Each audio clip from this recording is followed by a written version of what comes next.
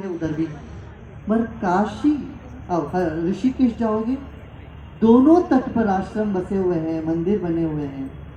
मगर काशी की गंगा के तट पर एक तट कुछ नहीं है, दूसरे तट पर ही सब कुछ है। इसका रहस्य मैं बताता हूँ। एक तरफ सगुण साकार, दूसरी तरफ निर्गुण निराकार। सगुण साकार जैसे हमारा शरीर है और निर्गुण निराकार उस पार है, जो जैसे हमारा मन है, हमारी आत्मा है।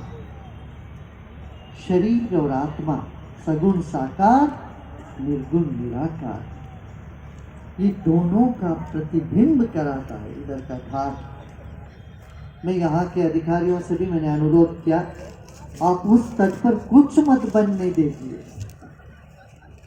गंगा के उस तट पर सिर्फ सूर्य का उदय होता है और वहाँ पर लोग शाम के वक्त आरती करते हैं।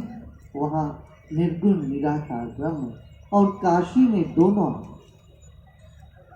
एक तरह से प्रकांड कर्म कांड। जैसे आज जिस जमीन पर, जिस स्थान पर हम लोग आज बैठे हैं, संपूर्णानंद संस्कृत विश्वविद्यालय, इस विद्यालय से भी हमारा ताल्लुक बहुत पहले से, संबंध बहुत पुराना, तो 40 साल पुराना। मैं बताऊंगा बात। इस स्थान पर कर्मकांड का भी है विशेषता, और कबीर जैसे संत जो निर्गुण के गुणगान गाए, निर्गुण के पथ पर चले हैं, नानक और कबीर जैसे जो निर्गुण की गाथा गाए हैं, उनका भी ये स्थान यहाँ वो भी है, दोनों यहाँ पे। मैं एक बात कहना चाहूँगा। यहाँ एक प्रकांड विद्वान थे, काशी के जितने भी पंडित थे सब जानते हैं, वेणीराम शर्मा गौड़। हम उन्हीं के यहाँ रुकते थे।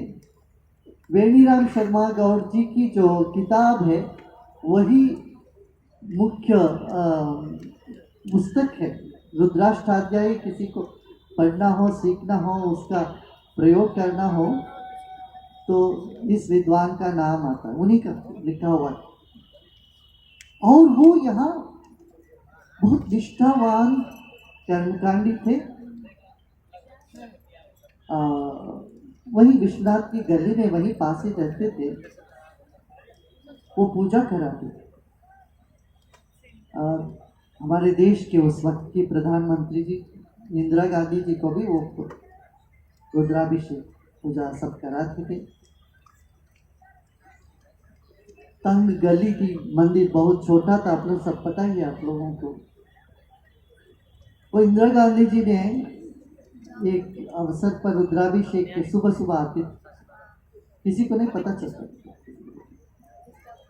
और वहाँ अभिषेक किया तो दूध, जब भी उनकी मनोकामना कुछ होती थी आके अभिषेक करते। देखिए, देश के हर राजनेता यहाँ आके पूजा किए ही, ज्यादा तौर से कुछ लोग दावी किए होंगे। व्यापारी हो, राजनेता हो, नास्तिक भी अपने आप को समझते, वो भी आके यहाँ पर शंकर भगवान पर जल चढ़ा के गए हैं, ऐसा मैं मानता हूँ।